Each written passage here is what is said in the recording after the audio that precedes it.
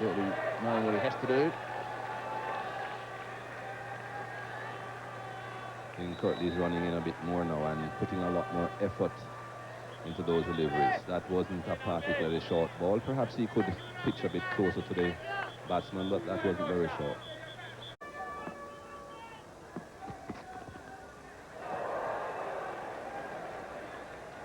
Just emphasizing the slow nature of the pitch. That took an hour to get to Juni Murray. Seems to be some sort of discussion going on there as well, but we haven't seen too many of this sort of delivery, and as we've said, that just shows you how slow the wicket is. And they're exchanging a few words out there, batsman and bowler. It just shows you how serious these two are.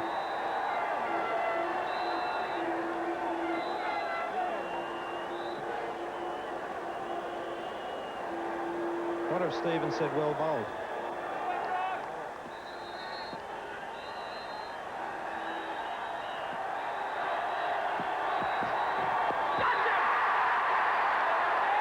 And as we predicted, AB, it's got him fired up.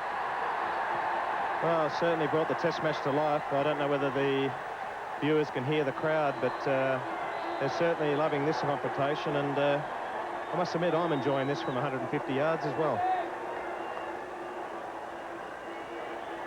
Umpire David Shepherd has signalled there that's the second ball over the level of the shoulder, so Steve Waugh will know that he can't deliver another one like that. It's a very famous stare, that, Tony. I've seen that many occasions.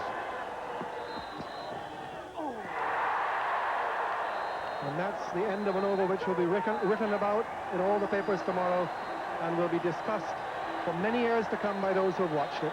3 for 32. So now, back to Ambrose v. Waugh, Foreman v. Tyson.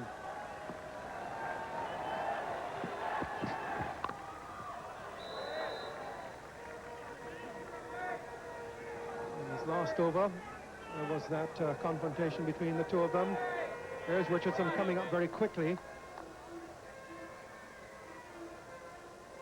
And really having to pull his fast ball out of it. Oh, I've never seen that before, Tony, in all the matches I've seen or played in West Indies versus Australia. So nice and fiery out there, and don't we just love it? Just a single here for Waugh. Of course, there was the incident in Brisbane when the West Indies were there, 92-93, when a decision against Mark Taylor very early on in the first test was given not out by the umpire. And Richardson did have to come down and usher Ambrose back to his... It's only just out of reach of Stuart Williams. Ambrose comes down again, smiling, which is a variation on an established theme for him.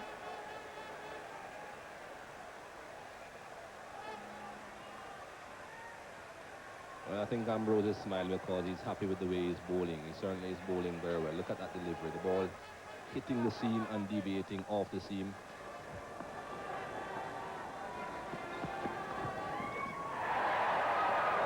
This time inside it. Normally it's Courtney Walsh's eyes that do the talking. But Ambrose's eyes are doing plenty of talking today as well.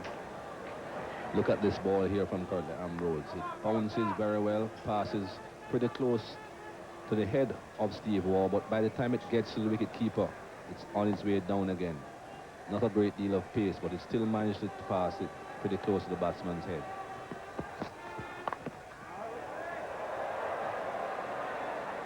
In behind that for one unsettling moment. I think he was unsure where it was. Luckily for Steve Waugh, he had everything behind it. The ball came back down, a bit of backspin because he didn't really force it away from himself off the bat, but when it came down, it hit into his pads.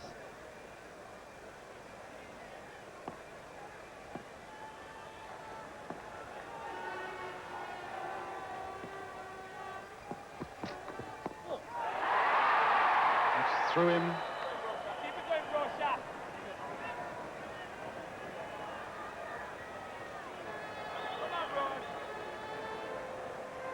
few more words being passed, but I think those words were much better words passed. I think Steve Waugh said to Curly Ambrose, "They're well bowled." A more curt response to the Curtly Ambrose.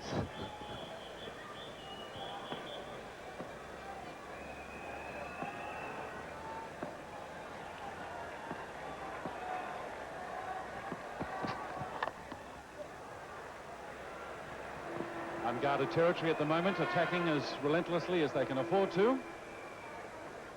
At 5 for 68.